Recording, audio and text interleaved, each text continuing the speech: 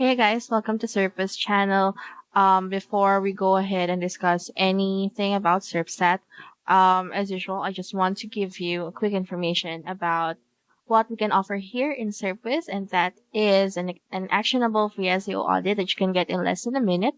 So all you need to do is just input your information right here, and then also click on this Get Your Free Audit button so that you can get started on getting that audit.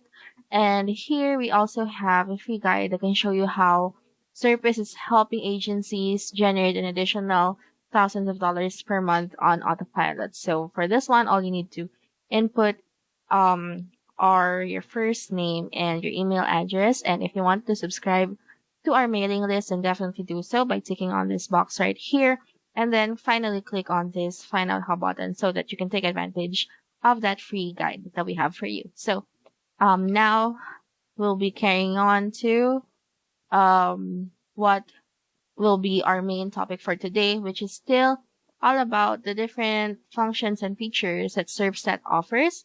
And for this specific video, we'll be talking about a feature under backlink analysis called anchors. So let's discover what this feature is. So backlink anchors is a list of keywords used as anchors for backlinks. So as you can see here, we are working on the Serpstat.com project.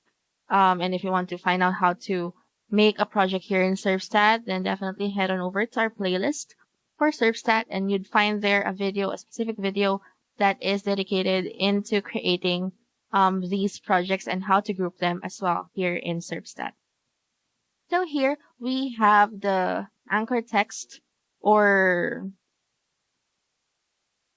the list of texts that we have as backlink anchors for Serpstat.com. So you can either get all anchor text, or you can also filter it into just one word. So what are those backlink anchors that are just one word and then two words? So this is very helpful whenever you want to identify specific keywords that you are using, or specific backlink anchors that you would want to use. So they are categorized depending on how many words there are for that specific backlink anchor. So let's just stick with all anchors, and then as you can see here, there are a total of 20, but if you want to see all of them, because there are a total of 63, so let's do 100.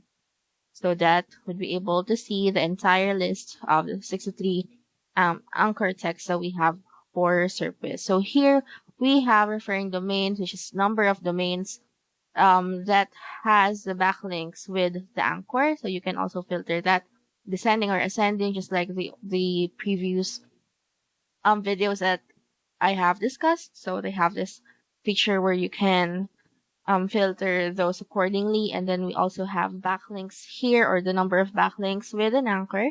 So you can see the results here corresponding per item. And then here, the no follow backlinks, or the number of no follow backlinks. So